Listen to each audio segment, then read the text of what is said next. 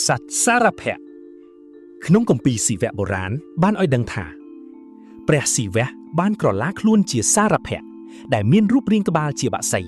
ខ្លួនជាតោដែលដុះស្លាបដែលមានរស់នៅក្នុងតំបន់ភ្នំខ្ពស់ៗនិងដាច់ស្រយាលនៃព្រៃហិមពានដែលមនុស្សមិនអាចទៅដល់មានមាឌធំមហិមាខ្ពស់ជាងស្ដេចដំរីនិងសីហៈដទៃទៀតប្រៀបបាននឹងភ្នំតូចមួយក្រៃសបក្សីនៅក្នុងគម្ពីរត្រៃភូមិបាននិយាយពីវាមានរូបរាងជាតោដែលដុះស្លាបប៉ុន្តែជើងជាបក្សីវារស់នៅតាមចន្លោះភ្នំនិងព្រៃឈើក្រាស់ៗក្នុងព្រៃហិមពានកម្ពស់ប្រហាក់ប្រហែលនឹងសត្វតោពេញវ័យ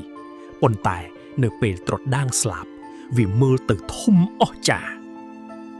3សាកុណាសីហៈសត្វនេះមាននិយាយក្នុងគម្ពីរត្រៃភូមិវាមានដងខ្លួនជាតោប៉ុន្តែមានក្បាលនិងស្លាបជាបក្សីចូលចិត្តរស់នៅតាមកំពូលភ្នំថ្មខ្ពស់ដើម្បីងាយស្រួលក្នុងការហោះហើរក្រឡឹងមើលសត្រូវឬរកចំណីមានមាឌធំជាងតោធម្មតាបន្តិចបន្តួច4ហេមរាជ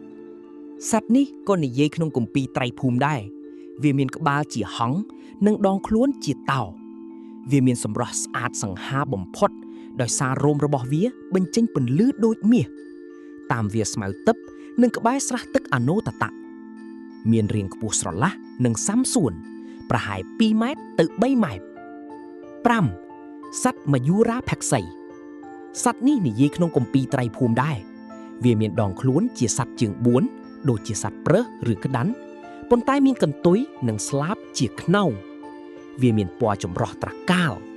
រស់នៅតាមជ្រលងភ្នំដែលមានផ្កានិងផ្លែឈើទិព្វរីកស្គុះស្កាយកម្ពស់មធ្យមប្រហែលសត្វប្រើស6សត្វនវគុញ្ជោសត្វនេះមានក្នុងរឿងមហាភារតៈសត្វនេះមានក្បាលជាមាន់ជល់ខាងក្រោមក្បាលជាខ្នងជាតោកន្ទុយជាសត្វពស់ជើងមុខខាងស្ដាំជាជើងដំរីជើងមុខខាងឆ្វេងជាជើងខ្លាជើងក្រោយខាងស្ដាំជាជើងសេះជើងក្រោយខាងឆ្វេងជាជើងក្តាន់និងមានដៃមនុស្សមួយនៅផ្នែកខាងស្ដាំយើងនឹងបន្តនិយាយទៀតនៅវីដេអូក្រោយ